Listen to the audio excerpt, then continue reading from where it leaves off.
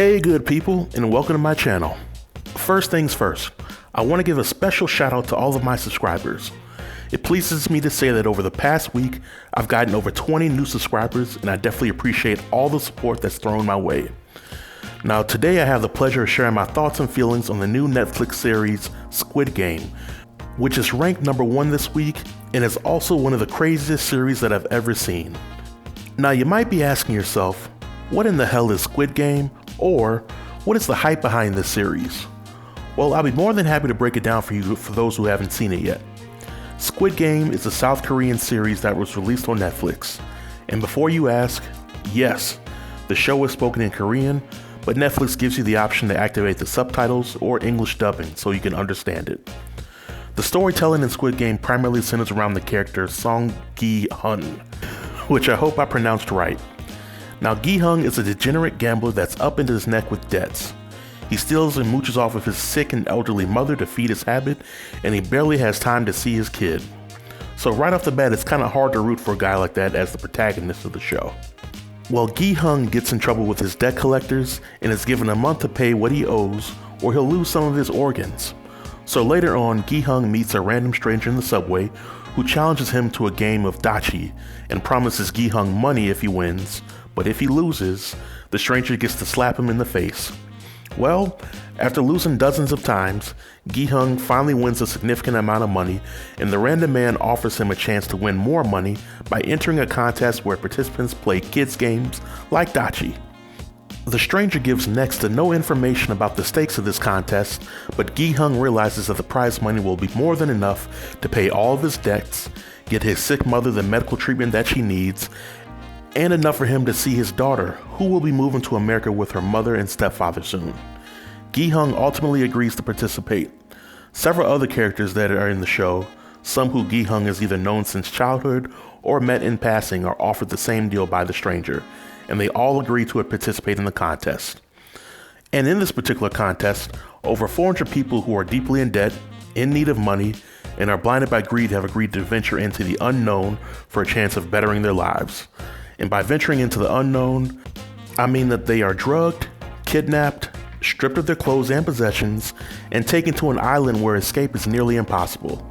But unbeknownst to these participants, agreeing to enter this contest will have deadly consequences. So let's talk about the contest. The contest consists of 6 events where participants will essentially have to play several children's games like red light, green light, tug of war, and marbles. Some of the games that the participants will play are individualized, some are against each other, and some require participants to be on teams. Once the participants agree to play the very first game, there's absolutely no leaving the facility unless the participant wants to get shot. The staff at the facility are heavily armed and follow strict rules. The only way that all of the surviving participants can leave without penalty is if the majority of them vote and agree to end the games, but doing so means that they forfeit the chance to win $38 million. And if the participants fail to follow the rules of a particular game, or they lose, they are simply shot in the head or the chest and they're cremated. Now, what I absolutely loved about Squid Game was that the storyline was written masterfully and the series didn't have the excess blood and guts flying everywhere just for the sake of shock value. Everything that is shown in the series has a specific purpose, and how everything came together was nothing short of brilliant.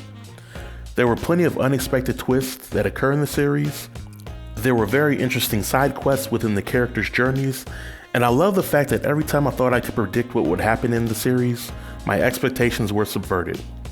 I also appreciated how the series as a whole was able to tackle the themes of depression, desperation, income inequalities, and whether or not there are actually good people in the world. The acting performances in the series were pretty good as well. Although I watched the English dub version of the series, the actors' ability to convey their emotions was the highlight of it. The musical score in this series was also amazingly composed. During the scenes that feature the games, the score helps keep the audience in suspense, wondering what's going to happen next. Now, if I can compare this series to anything, I would say that it reminded me of the movie The Platform, as well as the movies The Hunger Games. So with that being said, on a scale of 1 to 10, I would give Squid Game a strong 9.5.